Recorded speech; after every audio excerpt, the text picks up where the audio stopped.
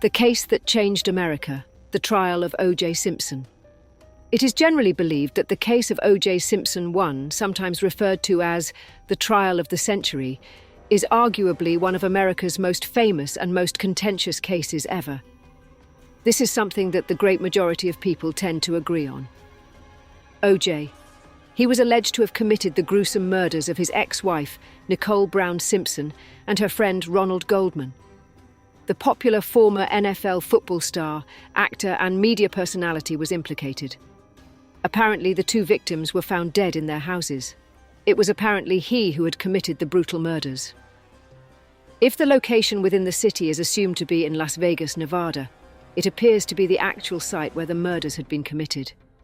The events that led to the setting forth of this account took place in the evening of June 12, 1994, when bodies of Nicole Brown Simpson and Ronald Goldman were found outside Nicole's apartment in Brentwood, Los Angeles. This was when the story started. Ronald Goldman, too, was attacked in a manner quite similar to that of Nicole's. It was not just Nicole who had been stabbed several times. Ronald Goldman was assaulted as well.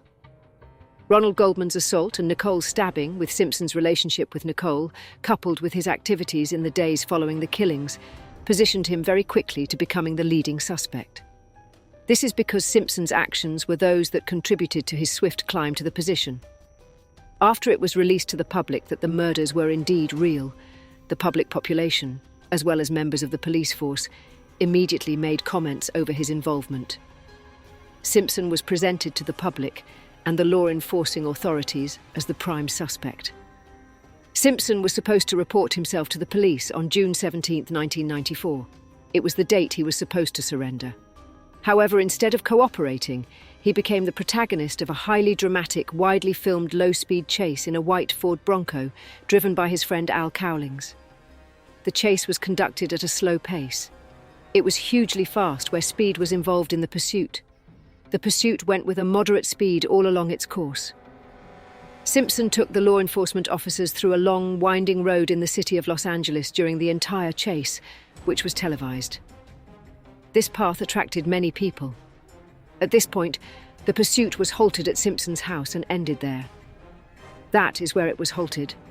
On the next day, he was arrested and brought before the bench on charges of murders. Therefore, he was sentenced to serve time in prison. A total of more than 8 months elapsed during the trial period, which started on January 24, 1995. On that day, the case was opened to the public before the bench. The prosecution, with Marcia Clark and Christopher Darden at the helm, aimed to prove Simpson's guilt on the basis of some wide variety of evidence, which ranged from circumstantial to forensic proof. That was the intent of the prosecution.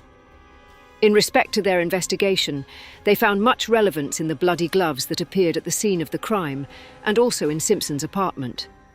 This was because they could appear at both locations. They argued that these were evidence pieces that proved Simpson participated in the criminal activities. They stated that these were the same gloves that were used during the crime. DNA that was found in the crime scene, and also in Simpson's apartment, was the most essential factor that could implicate Simpson with the crime. This is because the DNA was detected both in the apartment and at the crime scene. Because the DNA evidence was found at both locations, this is exactly what occurred. Moreover, the history of domestic violence that Simpson had explained the murders that were to have happened at the time that they happened. Some of Simpson's attorneys called themselves the Dream Team, among whom were Robert Shapiro, Johnny Cochran, F. Lee Bailey, Alan Dershowitz, and Gerald Willman. The Dream Team was, in fact, referred to as the Dream Team by some. Those are some of the high points of the overall defense strategy they pursued, first in raising questions regarding the evidence presented by the prosecution, and drawing attention to the potential shortcomings of the investigation. Johnny Cochran especially claimed that Simpson was being framed by a police department biased toward people of colour and is out to frame him. Cochran definitely was talking to Simpson. Particularly, he directed his attention toward Detective Mark Fuhrman, whom he accused of being racist and planting evidence. He also claimed to have fabricated evidence. Both these accusations were against him. It occurred at a very critical juncture of the trial when the defense team came up with this now famous line, "If it doesn't fit, you must acquit." The line became a famous phrase. Simpson was attempting to wear on his hands the gloves found at the crime scene and in his apartment, although they didn't appear to fit him well. He was attempting to put them on. The sensationalist media event that constituted the trial was broadcast live with coverage of every significant development that occurred during the trial. These broadcasts were aired throughout the trial. Because of the fact that the case received wide media coverage, the court became a public forum where each and every turn and twist was scrutinized. It was for this reason that the case received a lot of coverage. Among the factors which shaped the interest of the public in the case, this had a bearing. The case became one of the national talking points of the United States of America, citizens in regard to racism, fame, and the institution of law. This was directly as a result of fame. A large number of people felt that Simpson was a victim of racial injustice, while others felt that he was a rich celebrity who took advantage of his status to escape punishment. Both of these schools of thought were held by a significant number of people. Both of these perspectives were held by a sizable representation of the population.